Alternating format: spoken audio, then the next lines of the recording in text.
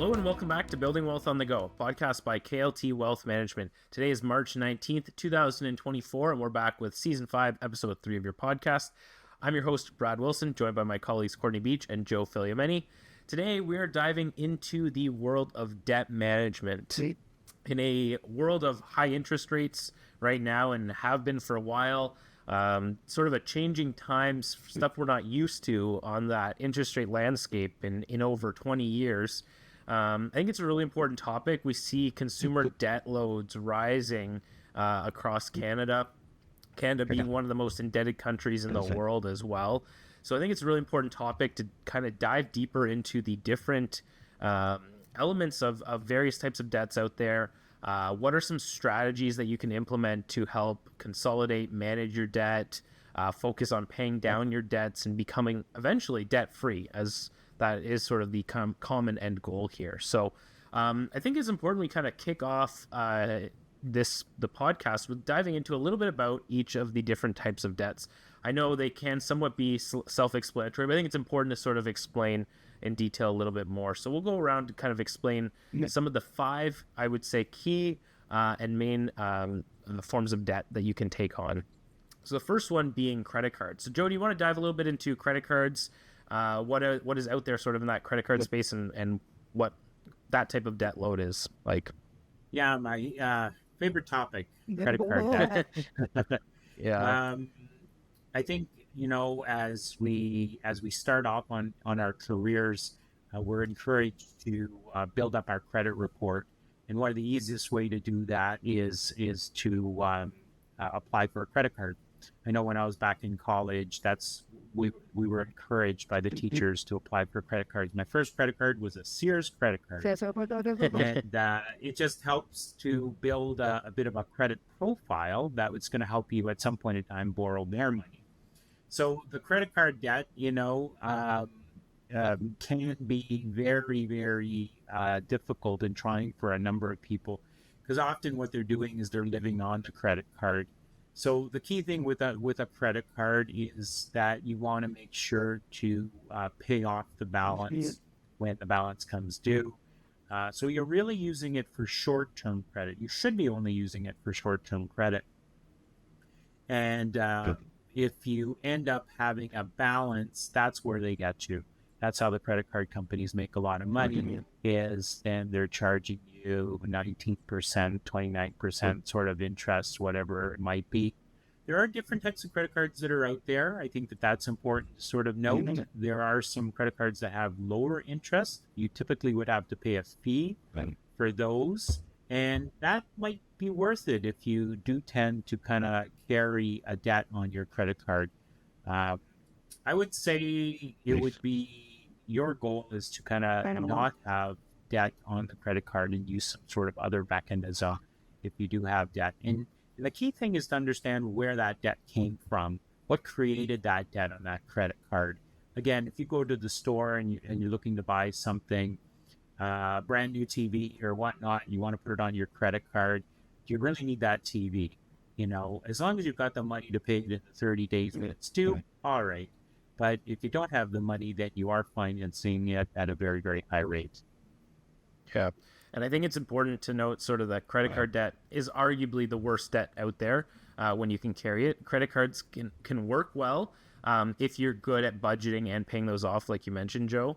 But like you said, the high interest rate that some of these have, along with sometimes annual fees, that's where you can kind of get into that snowball effect and can put you in a hole really quickly. So if you are somebody who might not be so great with budgeting, struggle with cash flow, credit card usage might not be for you. Like, as Joe mentioned, you've got that, you're building your credit score and whatnot, but if building your credit score comes with snowballing debt, that may end up you missing payments, which then hurts your credit score at that point in time, right? So it can be a bit of a double-edged sword getting into credit cards. Yeah. So that's why they're pushed so heavily, right? Yeah, and usually people get it, like Joe said, get into credit cards when you're a student. And so they'll have all these student deals at the banks and to various financial institutions.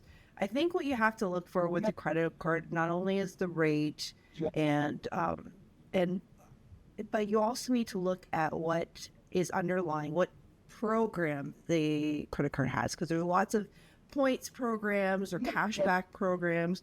And honestly, my opinion is the cashbacks are the best because you'll get that money on a rate back regularly. Whereas you get a point system, a lot of people accumulate the points, but they never use them or they rarely use them. So why not help your cash flow by getting those cashbacks offers as well? Yeah. So lots to look into sort of on credit cards. We'll dive a little bit more into that when we kind of get into some debt strategies later. The next main form of debt would be personal loans. So personal loans kind of work in various different aspects. You can go to the bank requesting money. They look at your credit history. They may approve you for a certain set of loans. This could also be a form of an unsecured line of credit that you have access to. So these personal loans generally aren't tied to anything physical in nature, physical assets and whatnot. They are just outstanding loans for maybe that you've been granted based off of your income and your credit score. So they can be for various different things. And generally their interest rates are lower than credit cards because they are really based off of your credit score, your income. They really look at your ability to repay that debt. But they often are a little bit smaller in what you can take on. And then, the interest rate is still high, but definitely lower than credit cards. And sometimes the personal loans do secure it against your house. So if they secure it against a house or another asset, the rates tend to be lower as well. Yeah. So if some of them can be tied to your house, but if they're not, if we're talking more unsecured, that's when we're talking about significantly higher interest rates and whatnot. So, and I've seen some banks where they don't even want to do the personal loans and they'll just issue a credit card for you. And so they're kind of skirting around the responsibility and just throwing it to you with the credit card and stuff, which is a sad thing too. And then you get stuck paying on the higher rate with the credit cards. So you've got to watch out for those situations. Well, you have to be careful at some of these institutions because, I mean, I worked one a long time ago. Their employees work off a point system and they have to earn so many points a month or a week. And so they're incentivized to sell certain products. So you just have to make sure that they're, not that all of the employees are bad players or bad apples. They want to help the customers, but just be careful that they're giving you the product that suits you and your situation, as opposed to just trying to sell something to get their points for the week. Yeah, I seem to think that on the credit line things, and I think the theme with a lot of these is you generally get good offers, you get all of these debt opportunities when you don't need it, right? Yeah, and that's where they come in is, you'll get offers in the mail. Oh, we'll give you $20,000 credit line, at prime minus a half or prime plus 2 or 3. Whatever it may be, and you might think, "Wow, I don't need this. This is whatever. We're just not going to use it." We'll increase your credit limit. Do you want an extra $10,000 to spend or $5,000 to spend? So that's where they see clients of the bank or the various financial institutions. They see them not using credit, and that's when they push credit because they know that once you get it, there's a bit of a psychological factor to it, and I think especially with credit cards and personal loans, those have a bit more flexibility from the consumer's perspective of accessing them very, very quickly. And so those types of debt products are what they want to push on you. They want you to have a higher limit so that you can think, well, I do have a $20,000 limit. I can go buy, outfit my house with $10,000 in furniture, right? Because I can afford that, right? And then that's the mentality of, I can afford something just because I have available debt to finance. And the institutions are also betting on the fact that if you're not using it, you're more apt to pay it back because you're managing your debt well. Whereas if you're using it and you're not paying it back, of course, why would they loan you more money? Yeah. So that gets into sort of the personal loans aspect. Then we get into car loans. Car loans have a couple of different aspects. Courtney, do you want to kind of touch on car loans? And we've got also new and used car financing as well, which can be very different. And I think that's a misconception as well. Well, there's various ways to buy a car, whether you do the financing or you take out a loan and take out a loan. But there's always deals going on with leases when it comes to cars. So the key is to look for the deals, to be perfectly honest. I think the importance, so when you're buying a new car, generally there's more incentive. They want to get those cars off the lots. They want to fly through that inventory. So you'll see financing rates at, like right now you can probably find, we've got, mortgage interest rates at 5-6%. You can probably find a car rate for 3-4%, maybe even lower, because they're cutting a deal on financing to really get these vehicles off the lot. And that's the enticing aspect right now. And that's why you see 0% financing when we had interest rates low through the pandemic and whatnot. You saw 0% financing on cars. And that's just the way to get you in. With used cars, their values aren't as high. They're not as keen necessarily to move them all. And there's not as much incentive necessarily to the dealership to be moving those, or wherever you're buying them from. So generally those interest rates, you will find them at a much higher percent, somewhere similar to sort of a personal loan interest rate in that 8 to 10% range if you're looking at something right now. The other thing is with car loans is the loans are the ones they push are the ones through their company too. So there's not as much flexibility unless you go out to your bank and get a loan for a car or take from your line of credit. Like if you go to Nissan or Toyota, it's going to be Nissan financing. It's going to be Toyota financing. So, you keep that in mind, because there might be other options out there for you that are better than just the car dealership's financing. In the car dealerships, often it is a little easier. It's a quick application process. It's all dealt with in-house. So there is some advantages to that. And the sad thing is the days of paying cash for a car are gone, right? So there's no incentive to pay cash. But for sure that somewhere down the line, there is a buried interest cost in the calculation of the vehicle cost. And that's what you end up sort of paying. And I think it's important too, because there is often, when they're promoting interest rates especially on the new cars, they're talking about leases and the lease rate. And so sometimes you're enticed by looking at the lease rate. Keep in mind, buying a car and leasing a car are two different things, and make sure that you understand the difference. Well, cars are so expensive right now, so it's hard to buy a car outright. The other thing, to your point about leasing, is if you're somebody who changes cars every 2 to 3 years, maybe leasing is the better option for you too, as opposed to buying the car through a loan payments. Yeah, so car loans, it get into a whole other ballpark. And one of the big things now we're seeing with a lot of car loans is not only are they pushing you to finance, they're pushing you to finance it over 8, 9, 10 years. Where they know you won't be driving that car in 8 to 9 or 10 years, but they'll have leverage over you to bring that car back to us. We'll cut $3,000 off how much you owe, and we can roll that debt into a new car loan for you, right? And that's where I think it's more prominent in the States than it is in Canada, but the negative equity in cars can become a bit of a snowball effect, very similar to credit card debt, where you start rolling negative equity. And when I'm talking about negative equity, meaning you owe more on the car than what it's worth at the time, that is where you can get into a bit of trouble with cars as well. And that's why it's important to not, if you can, try not to stretch that out too long, because cars are depreciating assets. They're going to lose their value. I think it's approximately 15 to 40% of the value as soon as you drive it off the lot, depending on the make, model of car. It's crazy how quickly they depreciate. So that's one thing, unless you're buying a very vintage, a car that's got some sort of historical and collectible value to it. But for most cars, especially the ones being mass produced now, those lose their value so quickly. So that's one thing to be careful on when you are getting into a car loan, is they'll push, here, the payments are only $200 a month, but they're $200 a month for the next 10 years. So that adds up quickly. You start doing the math on that, and it's really expensive. By the time you get to 10 years, the car is, hurt. You stopped driving it 5 years ago. New one anyway, so. Yeah, exactly. So then the next form of debt that we'll get into is student loan debt. So student loan debt, not as prominent here, or I guess to say to the degree of prominence here as it is in the States.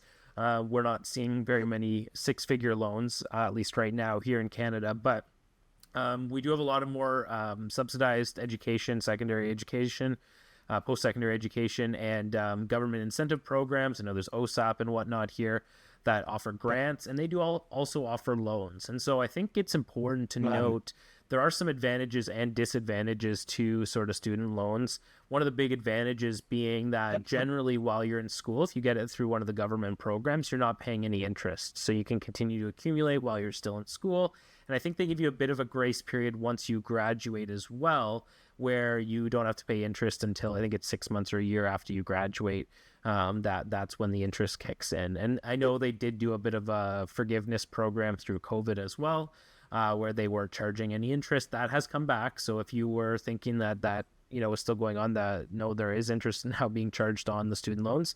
And it's important to note that there are both federal and provincial student loans. So I know here in Ontario, some people, there's a bit of a difference there, and they do have differing interest rates, differing loan payment plans and whatnot. So very important to sort of know what you are getting yourself into, because it can be a little bit overwhelming when you're going through that sort of whole application process.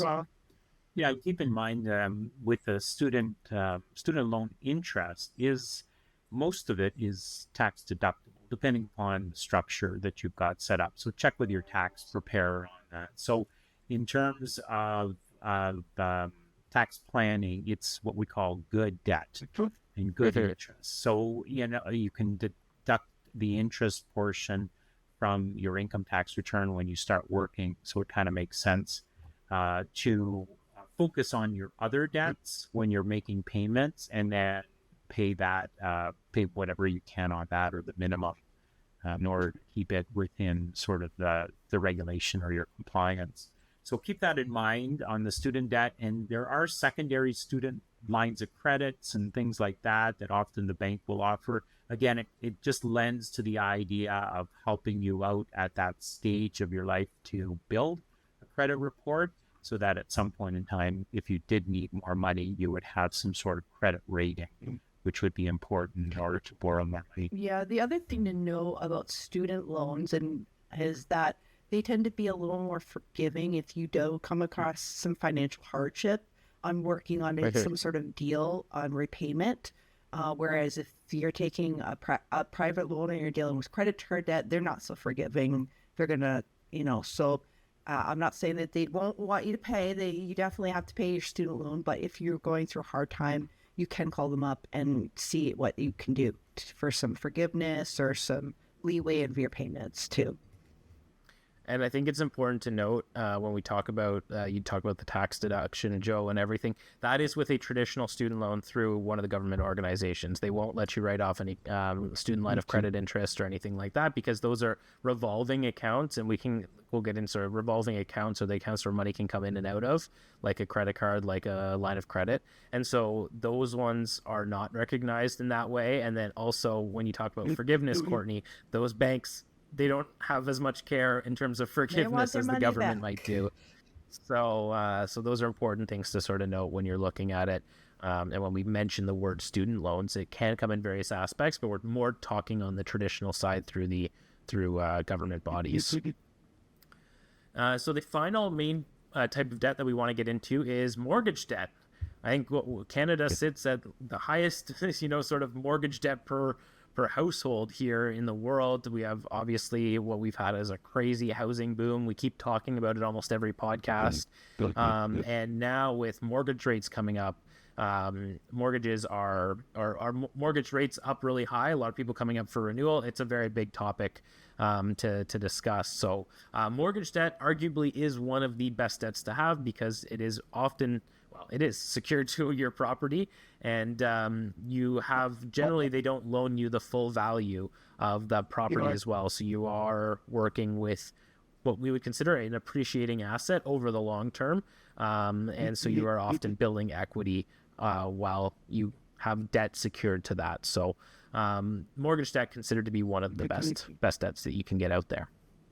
Well, I think the fact that we have so much mortgage debt here in Canada is just because of the valuation of the properties, right?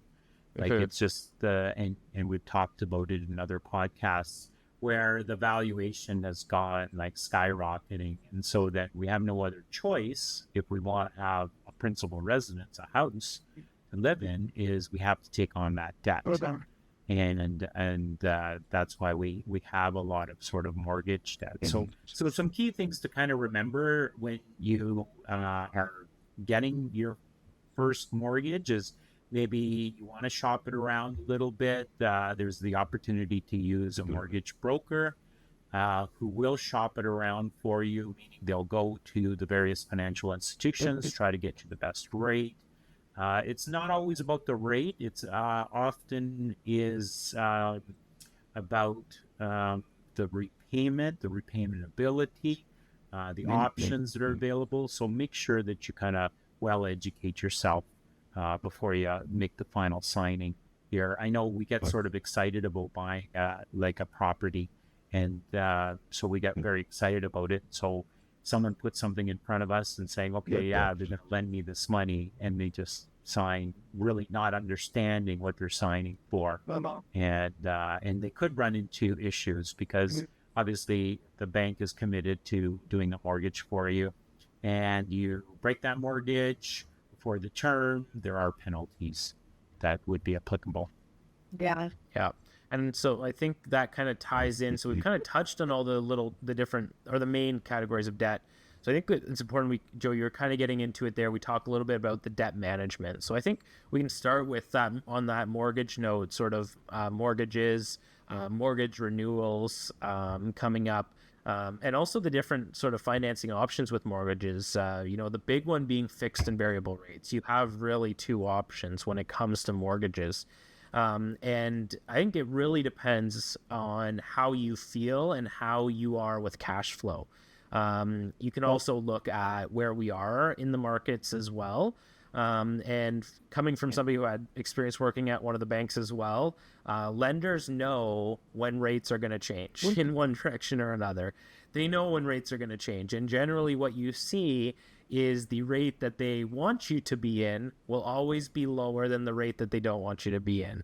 For example, during COVID, everybody was jumping to a variable rate mortgage because, well, why lock in at 1.8% when I can get 1% on a variable mortgage, or 1.2% on a variable mortgage? I'm saving 0.5%. Well, of course, they wanted you to get in because they knew 1.8 on a fixed or 2% on a fixed was never going to be sustainable in the long run. So of course they wanted everyone to go to a variable rate. And now those people paying 1.8% who got a mortgage in 2021 are paying 7% on that same mortgage, right? So that's where you're looking at it saying, oh, okay, like there's a big difference here. Had you locked in, you'd still be paying 1.82% on that fixed portion until it renews, obviously, at the end of the term. But that's where nowadays, it's the flip side, where interest rates have been high for a while.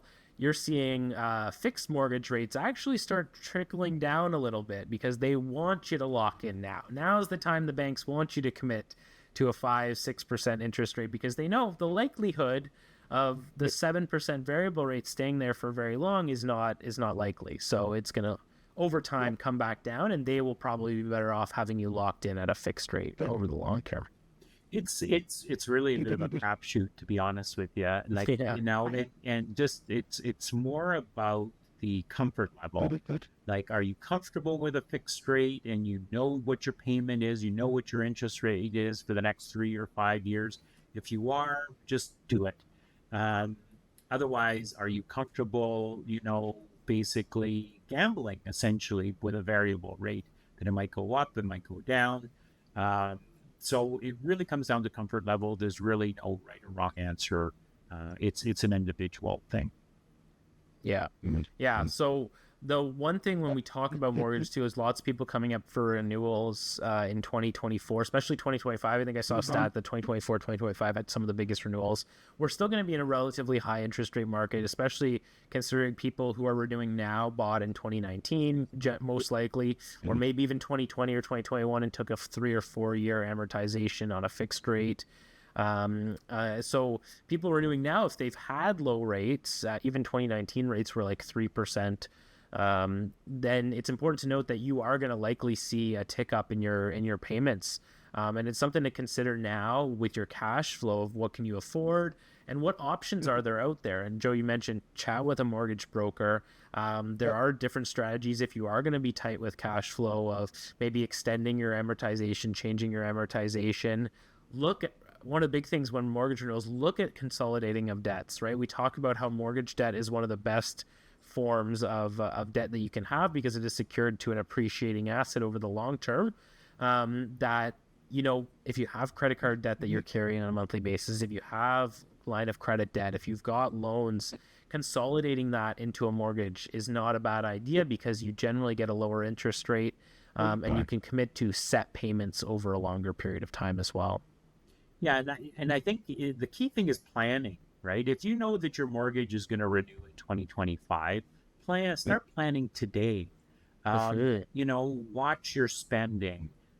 Maybe don't take those trips that you planned for 2024. Save some money, have some extra cash to put down against the mortgage when it does renew. You know, plan to be in a better position for yourself. A little bit of pain right now is going to help, you know, on the gain later on. So what? You don't travel this year, or you don't take as many trips or any trips, or you do stay-at-home vacations. Like, there's nothing wrong with that. That's my philosophy. And again, not everybody subscribes to that, but you're in the driver's seat now, and you can see ahead that in 2025, this mortgage is going to come due, and the rate, regardless of where rates are going to be, it likely is going to be higher than what you're paying now. So I think that's the important thing to kind of note, that you are in control and you can make some changes today to prepare for next year. Yeah, absolutely. So I think that kind of ties into sort of our second and sort of main sort of topic on debt management we want to talk about today is more with consumer purchases on sort of that retail level. We're in a very consumeristic, if that's even a word, I might be creating a word right now, consumeristic society where we are looking for the next greatest and best thing, the newest technology, the newest iPhone, the newest furniture, couch, TV, you know, whatever it may be. And so, and with that, prices are high on those. And how are these furniture companies, these, you know, the Apple Store, how are all these places advertising? It's with financing options. Everybody has right? financing. It's so everybody has financing, you know, so that's where you have to really understand what are these options now. And one of the big ones we've seen recently in the last few years, especially through COVID and the online purchasing that everyone had to do, was the buy now, pay later companies. And so you've seen an extraordinary rise of these companies taking off, and the volume that they are working with right now is really, really high. And so it's important to sort of know the pros and cons and how these things work. Generally, you'll see them at checkout. It'll say, do you want to pay with a credit card? Do you want to pay with PayPal? And do you want to pay with Sezzle? Or there's a couple other different ones out there. And so it's very easy to just click there. It takes you to the site. You fill in an account and boom, they'll send you got to pay it every 3 months for a year. And it divides the payment over four payments for the year. And oftentimes you'll get 0% interest on that. And it all looks really good. And sometimes you're thinking, well, what's the catch here, right? What's the catch? I get 0% interest. I don't have to pay for this thing right now. And really, there are sometimes hidden fees. So it's important to watch. There's generally, you know, a processing or a transaction fee on the payments. They do make a good amount of money off the merchant, so off the company that they're working with to provide the transaction. And then the other big thing is if you don't make those payments, you will get hit with significant interest rates and fees and charges if you don't make those payments. So the not so great aspect of it is that what it's promoting is this advanced consumerism that we're going to continue to consume. Well, I don't have to worry about paying for it now. I'll worry about paying for it later. And what that does is it's kind of like the credit card where it snowballs, and you could reach 12 months down the road and say, now I've got 25 items on a payment plan here that I don't know if I can even meet the obligations to. So that's where it gets into a bit of a slippery slope with those buy now, pay laters. So, you know, they can work if you're in a tight crunch right now. It's been a tough month. You need to just push it out and it's something that you really need. then it could be a good option for you. But you have to be careful on how many of those you're really getting involved with. Well, yeah, because you don't know. Like maybe in a year you lose your job and you don't have the income to pay it off. So you're gonna have to. The ideal is to kind of set aside that money slowly so that when the bill comes, you have it already set up, or have a mechanism like a line of credit where worst comes to worst, you can put it on the line of credit if you have to. Yeah. Yeah, and planning is the key thing there. Exactly. Like, and do I really need it today? Is it terrible that I have to get it today? Or can I wait? Can I save some money and have some money down? Because it's brutal if you don't make that payment. If you get one of those do not pay for 2 years and you miss that date of payment, well, they'll charge you interest from the date of sale. So it's just ridiculous. And that's what they're counting on. They're counting on you to default on this because this is where they make the money. Well, they know the percentages, how many percentage of people are going to miss that payment. They know all the ratios. And then they charge an admin fee, $85 or whatever. And you're thinking, okay, well, that's minor. I'll pay the $85 in order to have this opportunity. So really think it out first. And if you do commit to doing something like that, have something like a line of credit just in case circumstances are such 2 years from now that you can't pay. But really start, budgeting for that payment in 2 years. Like make sure that you set money aside for that, like whether you're using your TFSA account or just in your savings account, set money aside for it so that in 2 years that you can make that payment. Otherwise, you're going to fall behind the 8 ball. That's ultimately what's going to happen. And they're counting on that. The companies are really counting on that. Yeah, and I think a lot of people are getting more and more tied up with these companies in these programs and whatnot. Like you're saying, Joe, that don't pay for 2 years. How many times is that advertised on TV with any furniture store that you can see, or on the radio, on billboards, in the mail, direct mail? Like they want you in. Hey, just come buy a couch. You don't have to pay us anything today. Just pay maybe $100. That's it. Take a $3,000 couch home, and then in 2 years we'll come knocking. You don't even have to go to the store. You just have to go online nowadays. That's true. And they'll offer you that. Yeah. This lends into sort of the idea of the philosophy of debt, which I wanted to chat about a little bit. Is this whole philosophy on debt, and I'll say the word, it's generational as well, because I think about sort of my parents and to some degree myself in terms of how we felt about debt. And there was, that generation really felt very negative against debt. We shouldn't have debt if we didn't have cash, we didn't buy it. So basically, we if we had cash, we went and bought a car, we went and bought furniture and stuff like that, but we never really put it on a credit card or never put it on any of these programs, where these programs weren't around because that generation wasn't keen on debt as a whole. And of course, the first thing you do as soon as you buy a house and have a mortgage is work towards paying that mortgage down. So that, is the philosophy for that generation. So the challenge with that is, and this is an important point, debt is actually good because debt helps you build net worth.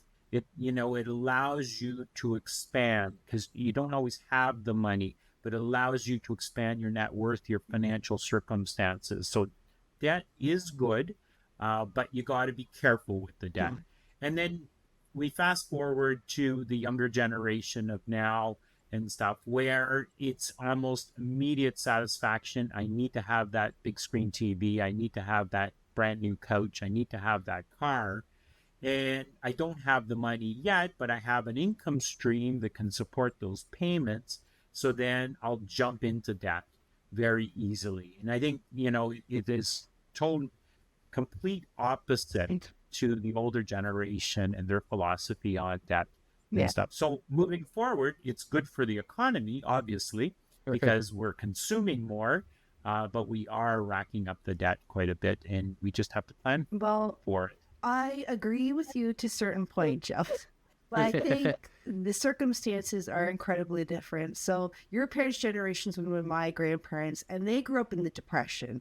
So I can understand why they see debt as horrible, because they had to, have one pair of clothes, and, whether or not they were going to have food on the table was a question at some points, right? So I get why they hate debt, and it wasn't available to them. Whereas now things cost so much, you do not have a choice unless you are a Nepo baby and your parents are paying for your house and your car.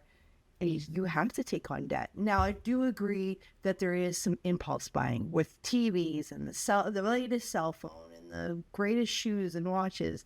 Yes, I do agree with that. But the big things like the house and the car, you don't have a choice. This is what we've been handed. And so you have to take on debt. And I think it's I say it's relative, and I think we should do a podcast on that, because yes, I agree. Like, prices are higher, but people are making more money than they did But the earlier. percentages are So I not still the maintain same. it's relative. They're not and the stuff. same. Yeah. That could be a podcast on its own. We'll have to dive into that later, because I know Joe, even if he sees the data, will be very hard pressed to Yes. accept it. But it's but it is true. Like, you look at the rate, and even you, like, okay, I think the reason why it's hard for a lot of people of the older generations to accept that it's really, really tough times right now is because 4 years ago it wasn't like this. Well, actually, sorry, let me rephrase, because 4 years ago, the world shut down. 4.5 years ago, it wasn't like this, because, like, you look at COVID, like, home prices have doubled, right? Like, they've doubled. And so when you're doubling from a $400,000 townhouse to $800,000 townhouse in 4 years, and incomes, people who were making $80,000 to afford that house are not making $320,000 to afford that house now. So that's where you look at the last 4 years and say, well, of course, the last 4 years, there's no way that is attainable. And of course, we've had some pullback, but not to the extent where we're 5 or 10% above prices 4 years ago, which would be on track with sort of that 2 to 3% growth in that. And so I think now the strategy and what a lot of people are realizing is, I'm never going to be debt free. My kids, my grandkids will be selling my house and paying off the $200,000 left on my mortgage when I'm 85 and I pass away.